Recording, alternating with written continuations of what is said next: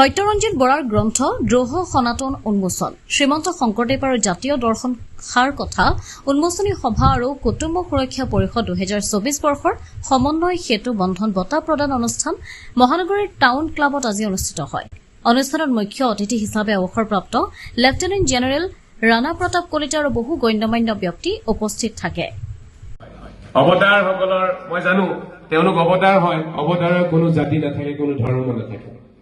অৱতাৰ মানৱ ধৰ্মৰ বাবে আহে। ভাল লাগিলে ধন্যবাদ জ্ঞাপন কৰিছো, সেৱা জনাইছো। সত্যৰঞ্জন বৰা ডাঙৰীয়া যিসকল আছে ইয়াত সকলোকে গণ্যমান্য, মই বেছি কথা কোৱাৰ মই যোগ্য নহওঁ। ধন্যবাদ জ্ঞাপন কৰিছো। মোক সেৱা আগবঢ়াইছো, গ্ৰহণ কৰিব আৰু আপোনালোকে আশীৰ্বাদ দিব বুলি আশা ৰাখিছো। এই সভাখনত উন্মোচক হিচাপে উপস্থিত আছিলে অৱসৰপ্ৰাপ্ত লেফটেনেণ্ট জেনেৰেল ৰাণা প্ৰতাপ কলিতা ডাঙৰীয়া আৰু মোৰ পিতৃ মাতৃ লাৱণ্য বৰা, হেমকান্ত বৰা আছিলে আৰু কটন বিশ্ববিদ্যালয়ৰ তথা বাংলা সাহিত্য সভাৰ সাধাৰণ সম্পাদক আছিলে আপোনাৰ প্ৰশান্ত চক্ৰৱৰ্তী ডাঙৰীয়াকে প্ৰমুখ কৰি কেইবাগৰাকী মাৰোৱাৰী সন্মিলনৰ লোকসকল আছিলে, বিভিন্ন সংগঠনৰ লোকসকল আছে। তেওঁলোকৰ সকলোৰে সনাতনে আমি সনাতনৰ সত্তা আমি ইয়াত প্ৰতিনিধিত্ব হিচাপে কৰাব খুজিছো।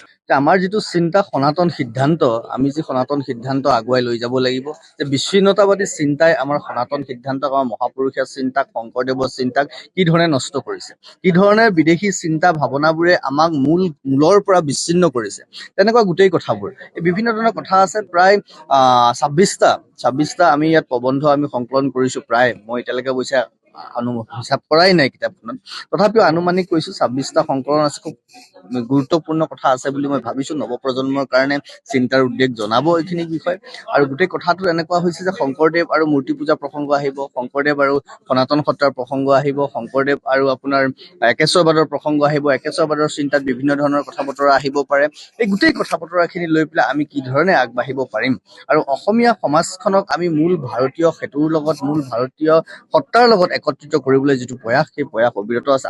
তেখেতৰ এখন কিতাপ, যিখন সনাতন ধৰ্ম আৰু শ্ৰীমন্ত শংকৰদেৱৰ বিভিন্ন দিশৰ ওপৰত আলোকপাত কৰা, সেইখন কিতাপৰ আজি উন্মোচন হৈছে।